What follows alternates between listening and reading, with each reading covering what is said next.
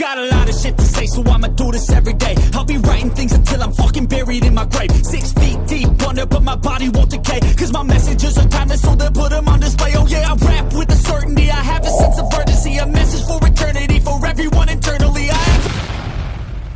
Honneur à vous les gars, j'espère que vous allez bien et bienvenue sur Fumichaud, review du chapitre 228 de Blue Lock. Là franchement, on est dans le lourd. On était dans le lourd, on est dans le lourd et on va continuer dans le lourd. Franchement, je dois avouer que j'ai hâte de vous donner mon avis, de vous faire cette review sur ce chapitre parce que franchement, alors j'avais tout prévu, j'avais tout vu, c'est pas ça le problème, mais c'est surtout la façon dont ça s'est déroulé. Je trouve que là, Muneyuki Kaneshiro nous a quand même fait quelque chose de très sympathique parce que même si les grandes lignes sont prévisibles, on peut se le dire, il y a quand même quelques petites nuances qui, selon moi, sont intéressantes à analyser. Mais avant, comme d'habitude, si vous n'êtes pas au courant, je scénarise un manga également, modestement, un fan manga sur l'univers de Dragon Ball qui s'appelle Dragon Ball Broken Horizon. Et si vous voulez vous le procurer ou même découvrir cet univers, n'hésitez pas, les tomes 1, 2, 3, 4 sont disponibles les frérots, donc n'hésitez pas, vous venez me check directement en zone commentaire, en privé, et moi je vous envoie les tomes directement les frérots. Voilà, si vous voulez découvrir un petit peu l'univers de votre ami Fumi. Bon, on va causer de ce chapitre 228.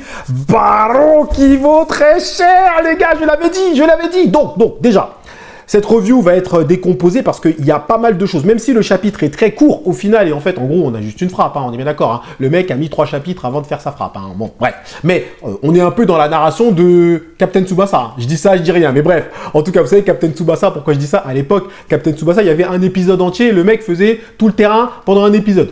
Voilà, et ben c'est un peu ça, là, Muneyuki Kaneshiro s'est inspiré de cette narration ultra longue à l'ancienne de Captain Tsubasa. Mais bref, déjà on va parler au début de la domination de Barou. Comment Barou a dominé, a surpassé Izagi et Kaiser. Il a surpassé les deux hommes qui ont la métavision. Et oui, il les a littéralement balayés. On va parler de ça. Ensuite, on va parler de la provocation de Snuffy. En quoi cette provocation est intéressante dans le développement de Barou. Et en fait, Snuffy a compris que pour développer Barou, c'était de cette façon-là qu'il fallait s'exprimer à ce genre de personnage sauvage. Il ne faut pas le mettre dans une cage. Il faut le laisser s'exprimer. Il faut le provoquer. Bref, on en parlera un petit peu. Ensuite, on parlera un petit peu de Noël Noah parce que y a des choses à dire quand même. Sur Noah également, étrange placement de Snuffy, on parlera de ça. Et pour finir, on va essayer de deviner qui sera l'homme du match. Oui, parce qu'on sait déjà que les Uber vont perdre. Donc, on va essayer de deviner qui sera l'homme du match. Et oui, parce qu'on est là, on est des véritables spécialistes footballistiques ici, les frérots. Et oui, on est sur spécial Fumichaud foot et on va essayer de deviner qui est l'homme du match. Donc, en tout cas, on commence par la domination de Barou. Barou, très clairement, est face à Kaiser et Izagi. On peut considérer qu'ils font partie des deux meilleurs joueurs du terrain. Ce ne sont pas les meilleurs joueurs parce que, attention, Lorenzo a des stats de ouf, mais en tout cas, c'est dans le top. C'est dans un top 4 facile, ok, dans le match, ok. Et il va les surpasser. C'est-à-dire que avec sa métavision, Izagi va anticiper tous les mouvements ou du moins toutes les trajectoires possibles de la balle. Sauf qu'il n'aura pas anticipé une trajectoire. Barou va se déplacer sur le côté de façon à aligner Izagi et Kaiser. Bim! Petit pont. Ça, personne ne l'a vu venir. Et oui, métavision inutile. Par conséquent, Barou écrase la métavision d'Izagi et Kaiser sur cette action très clairement, car leur métavision n'était pas suffisamment précise pour pouvoir se dire qu'il allait faire ça, il allait faire un petit pont. Par conséquent, Barou étant un personnage qui réagit beaucoup à l'instinct, et Izagi et Kaiser ayant une métavision qui est finalement très stratégique, reposant sur les stratégies conventionnelles de football, est-ce que Barou ne serait pas finalement l'antagoniste des mecs qui ont la métavision? Et je fais là un parallèle avec Kingdom. Et vous l'avez bien compris parce que je sais que vous suivez aussi Fumigène-H et je parle beaucoup de Kingdom. Mais entre le joueur instinctif et le joueur stratège, finalement, est-ce que l'instinctif ne serait pas le némésis, l'antagoniste, l'adversaire par essence, dans la quintessence même, j'ai envie de dire par quintessence, des joueurs stratégiques? Bah oui. Barou a réagi à l'instinct. Il n'avait pas prévu cette stratégie. Izagi et Kaiser, eux, ont une métavision, mais cette métavision, finalement, repose sur des codes footballistiques classiques. Il se dit, voilà, il va essayer de frapper par là ou par là. Mais tu ne peux pas anticiper l'instinct du lion, l'ultra-instinct. Et oui, l'instinct de Barreau lui a dit déplace-toi, frappe, fais un petit pont, c'est comme ça. Barreau, c'est un instinctif. Est-ce que Muneyuki Kaneshiro va mettre ça dans la balance, à savoir que la métavision ne peut pas anticiper les mouvements instinctifs, c'est-à-dire les mouvements que le joueur lui-même fait sans s'en rendre compte. C'est-à-dire que Barreau, lorsqu'il fait ça, oui, il veut mettre le petit pont, mais je veux dire, il n'a pas prévu cette stratégie. Il s'est dit, voilà, ils sont en face de moi, j'essaye de passer, bim, il y a une ouverture, je frappe. C'est son instinct de lion, en fait. C'est pour ça que la représentation du lion colle bien avec Barreau. Parce que le lion, évidemment, c'est un animal, ça réagit à l'instinct. Voilà. Et au final, la métavision, est-ce qu'on n'aurait pas trouvé un défaut à la métavision? À savoir les joueurs instinctifs, les joueurs qui ne répondent qu'à l'instinct. Parce que l'œil du chasseur, c'est pas quelque chose qui repose sur la stratégie. L'œil du chasseur, c'est au moment où je vois un angle, je frappe. Vous voyez ce que je veux dire? C'est pas j'ai une stratégie, je fais ça, machin. En fait, Barreau, c'est vraiment le genre de joueur qui peut s'opposer à ce genre de joueur, métavision, etc., etc. Et oui, dites-moi en zone commentaire tout de suite si vous êtes d'accord avec moi. Est-ce que Barreau, finalement, n'a pas un style de jeu qui s'oppose parfaitement aux joueurs comme Izagi, Kaiser, Nico, et oui, tous ces mecs, Hitoshi Sae, tous ces mecs-là qui sont très stratégiques au final. Et oui, on remet du Kingdom partout. Mais là, on va dire que l'exemple kingdomien passe bien avec cette situation. En tout cas, la domination de Barreau est claire, nette et précise. Il a battu Izagi et Kaiser. Même s'il perd le match, il a quand même réussi à les écraser sur cette action-là. Il les a bernés. Double petit pont, frérot. À mon époque, quand tu te prenais ça, c'était chaud. Franche. Bref, ensuite, Snuffy va provoquer Barreau. Pourquoi il le provoque? Parce que Snuffy, il est arrivé au bout de son apprentissage pour Barreau. Il ne peut plus le faire évoluer. Mais Snuffy, il est tellement alors il est un peu sadique sur les bords, mais il est tellement dans l'entraide, il veut tellement faire de Barreau le roi qu'il va décider finalement de le faire évoluer autrement. Il a compris. Finalement, Snuffy est très intelligent. Hein. C'est peut-être même l'un des persos les plus intelligents qu'on ait vu dans le Blue Lock. Bon, il y a Jinpachi Ego quand même. Mais bref. Mais pourquoi je dis ça? Parce qu'il est arrivé au bout de son apprentissage. Il ne peut plus lui apprendre quoi que ce soit, les stratégies, tout. Vas-y, c'est bon. C'est terminé ça. Ça ne fonctionne plus avec Barreau. Tu l'as appris, tu lui as fait évoluer, il a développé l'œil du chasseur. Ok. Maintenant, comment Snuffy peut développer Barreau? Eh bien, il va le chercher dans son ego. Parce que l'ego à Barreau n'est pas encore à son maximum. Il le provoque. C'est parfait. C'est comme ça que tu vas faire rugir le lion. C'est comme ça que tu vas l'énerver. C'est en allant le titiller sur son ego. Et c'est comme ça qu'il va grandir et c'est comme ça qu'il peut devenir le roi. C'est en allant le chercher dans son ego. Il est tellement imbu de sa personne, il est tellement hautain, Barreau, que pour l'énerver, pour le forcer à évoluer, tu dois aller le chercher dans son ego. Mais il y a un joueur qui avait fait ça un petit peu avant lui. On parle de qui? Izagi. Comment Izagi a éveillé Barreau lors de la première partie du Blue Lock? Il l'a humilié. Il lui a dit, qu'est-ce que tu fais? Ah oui, vas-y, suis-moi, fais-moi la passe. Il l'avait humilié. Et c'est à ce moment-là qu'il a réveillé Barreau. Barreau, c'est un joueur comme ça. Tu dois le mettre dos au mur, tu dois l'humilier, tu dois le pousser, tu dois le gifler pour que lui te mette une patate dans ta bouche. C'est comme ça, Barreau. Donc Snuffy, bien joué. Provocation de Snuffy, très intelligente.